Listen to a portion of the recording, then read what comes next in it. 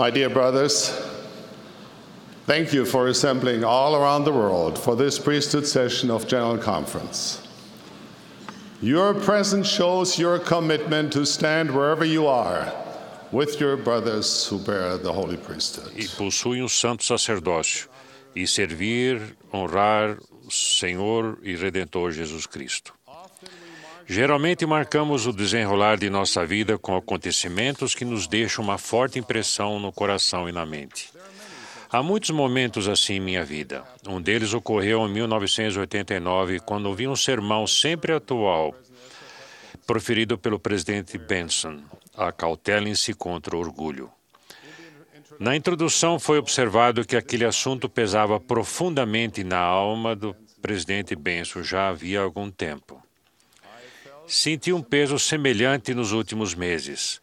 Os sussurros do Espírito Santo me instaram a acrescentar minha voz como testemunha da mensagem do presidente Benson, proferida há 21 anos.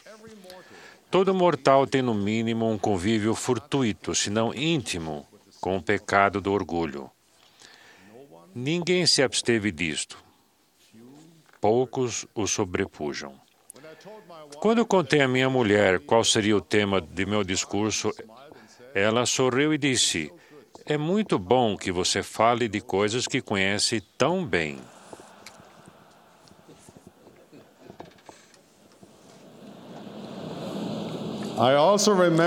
Lembro-me também de um interessante efeito colateral do marcante discurso do presidente Benson. Por algum tempo, quase se tornou tabu entre os membros da igreja dizer que sentiam orgulho dos filhos ou do país, ou que se orgulhavam do trabalho que faziam. A própria palavra orgulho pareceu ter sido banida de nosso vocabulário. Nas Escrituras encontramos inúmeros exemplos de pessoas boas e justas que se regozijavam na retidão e ao mesmo tempo se gloriavam da bondade de Deus. O próprio Pai Celestial apresentou seu Filho amado com as palavras: "Em quem me comprazo." Alma gloriou-se no pensamento do que poderia ser um instrumento nas mãos de Deus. O apóstolo Paulo gloriou-se na fidelidade dos membros da igreja. O grande missionário Amon gloriou-se no sucesso que eles e os irmãos tiveram como missionários. Creio que há uma diferença entre termos orgulho de certas coisas e sermos orgulhosos. Tenho orgulho de muitas coisas. Tenho orgulho de minha mulher. Tenho orgulho de nossos filhos e netos. Tenho orgulho da juventude da igreja e regozijo-me em suas boas qualidades. Tenho orgulho de vocês, meus queridos e fiéis irmãos. Tenho orgulho de estar ombro a ombro com vocês como portadores do santo sacerdócio de Deus. Então, qual é a diferença entre esse tipo de orgulho e o tipo que o presidente Benson chamou de pecado universal?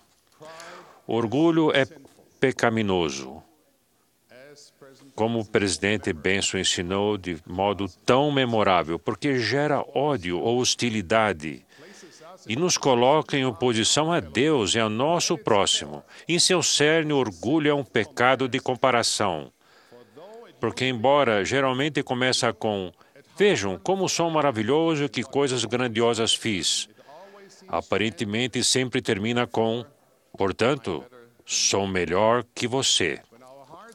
Quando temos o coração cheio de orgulho, cometemos um pecado grave, porque quebramos os 2 grandes mandamentos. Em vez de adorar a Deus e amar o nosso próximo, revelamos o verdadeiro objeto de nossa adoração e amor: a imagem que vemos no espelho. O orgulho é o grande pecado no enaltecimento próprio. É para muitos o reumentum pessoal, um púlpito sagrado que justifica a inveja, a cobiça e a vaidade. Em certo sentido, o orgulho é o pecado original, porque antes da fundação desta terra, o orgulho fez Lúcifer, um filho da manhã, que possui autoridade na presença de Deus.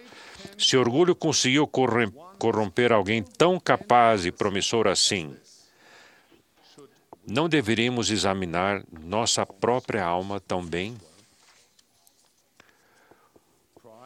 O orgulho é um câncer mortal. É uma via de acesso ao pecado que conduz a uma infinidade de outras fraquezas humanas. De fato, poderíamos dizer que todos os outros pecados são, em essência, uma manifestação do orgulho. Orgulho tem muitas faces. Leva alguns a se deleitar em seu próprio valor individual, realizações, talentos, riqueza ou posição.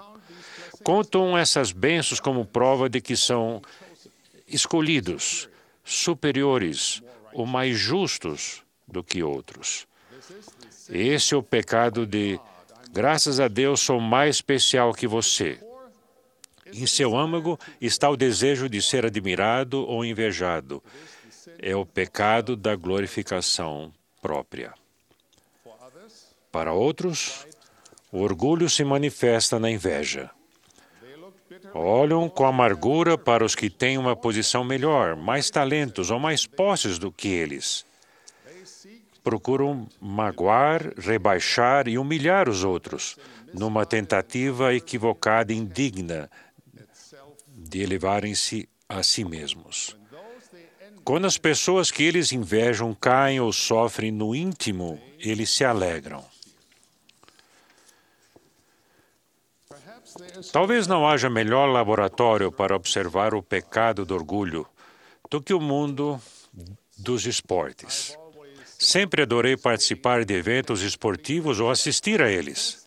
Mas confesso que há ocasiões em que a brutalidade nos esportes é vergonhosa. Como podem seres humanos que normalmente são bondosos e compassivos se tornarem tão intolerantes e cheios de ódio contra a equipe adversária e seus torcedores? Já vi torcedores humilharem e serem diabólicos com seus rivais. Procuram qualquer falha e a magnificam. Justificam seu ódio com amplas generalizações e as aplicam a todos os que estão associados ao outro time. Quando o rival é afligido por má sorte, eles se regozijam. Irmãos, infelizmente vemos hoje, com muita frequência, o mesmo tipo de atitude e comportamento contaminar o discurso público, etnia e religião. Meus queridos irmãos do sacerdócio, meus amados co-discípulos do gentil Cristo, não deveríamos manter um padrão mais elevado? Como portadores do sacerdócio, precisamos compreender que todos os filhos de Deus vestem o mesmo uniforme. Nosso time é a Irmandade dos Homens. Essa vida mortal é nosso campo de jogo. Nossa meta é aprender a amar a Deus e a estender esse mesmo amor ao nosso próximo. Estamos aqui para viver de acordo com sua lei e estabelecer o reino de Deus. Estamos aqui para edificar, elevar, tratar com justiça e incentivar todos os filhos do Pai Celestial. Quando fui chamado como autoridade geral, tive a bênção de ser orientado por muitos irmãos de posições elevadas na igreja. Um dia, tive a oportunidade de levar o presidente James E. Fausto de carro para uma conferência de estaca. Nas horas que passamos no carro, o presidente Fausto aproveitou o tempo para ensinar-me alguns princípios importantes sobre minha designação. Explicou quão amáveis são os membros da igreja, especialmente com as autoridades gerais. Ele disse: eles vão tratá-lo muito bem, dirão coisas boas a seu respeito. Ele riu e então disse: Dieter, fique grato por isso, mas não se deixe levar por essas coisas. Essa é uma boa lição para todos nós, irmãos, em qualquer chamada ou situação da vida. Podemos ser gratos por nossa saúde, riqueza, posses ou cargo.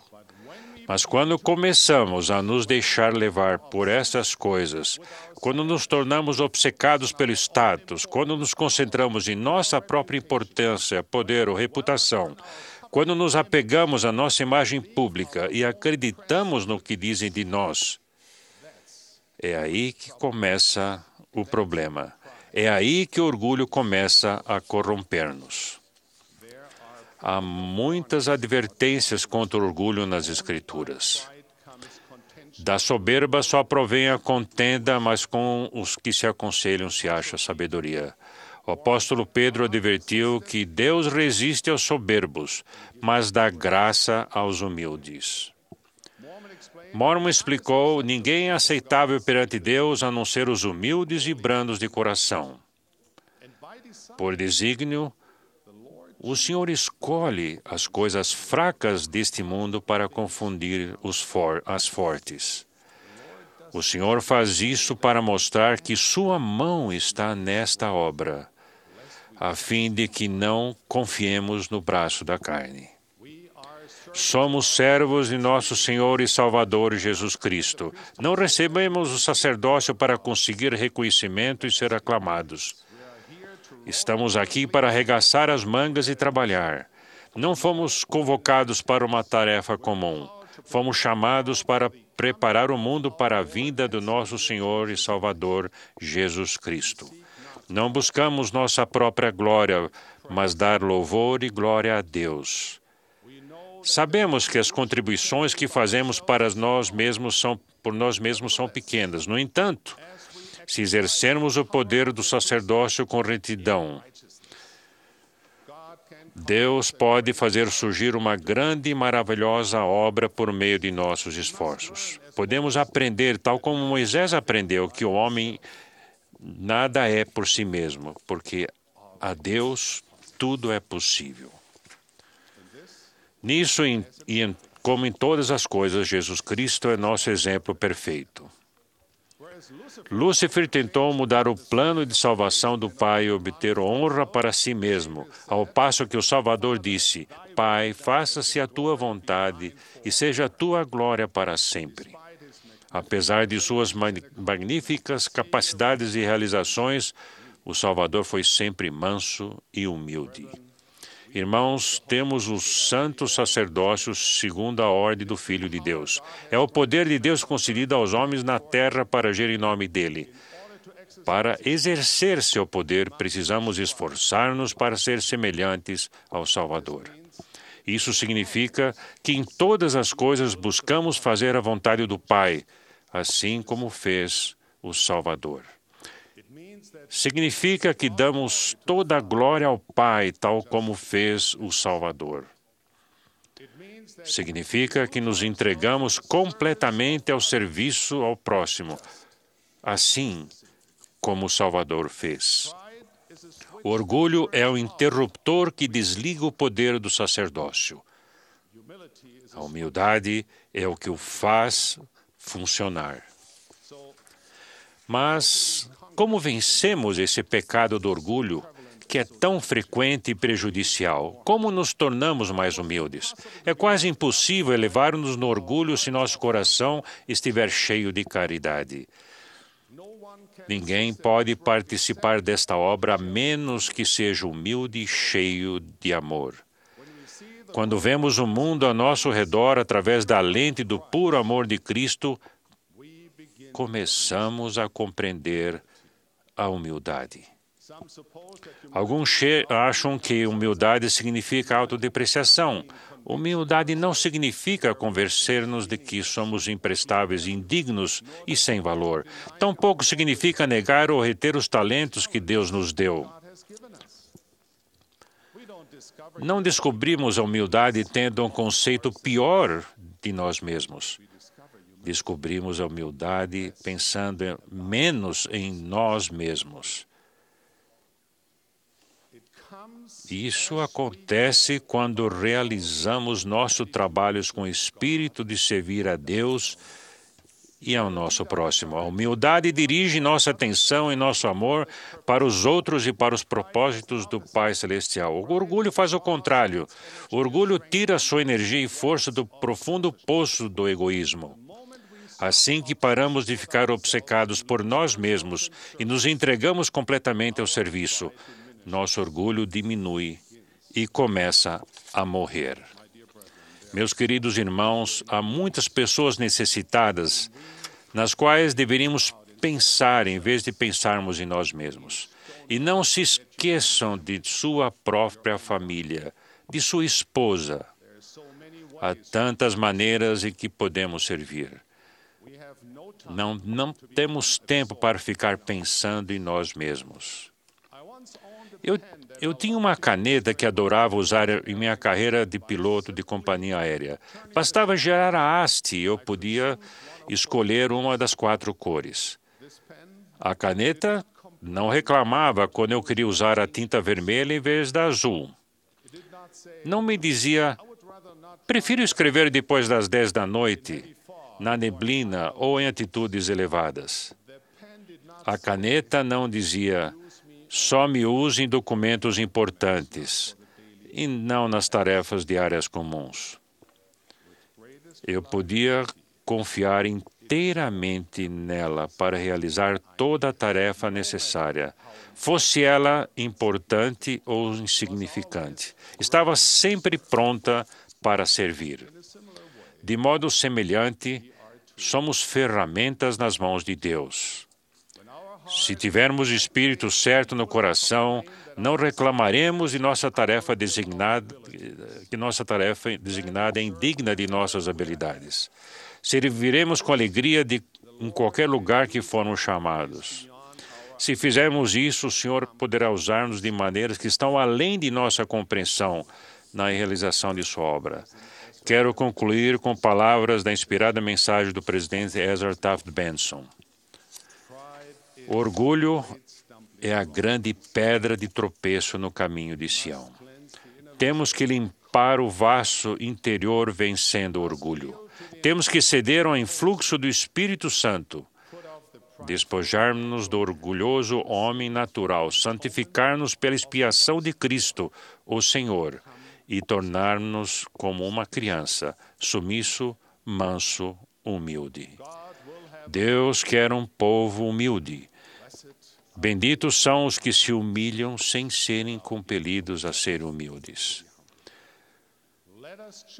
Decidamos ser humildes. Podemos fazê-lo. Sei que podemos. Meus amados irmãos, sigamos o exemplo de nosso Salvador e estendamos a mão para servir em vez de buscar o louvor e a honra dos homens. É minha oração que reconheçamos e eliminemos o indigno orgulho do coração e que substituamos por justiça, piedade, fé, amor, paciência e mansidão. Em nome de Jesus Cristo. Amém.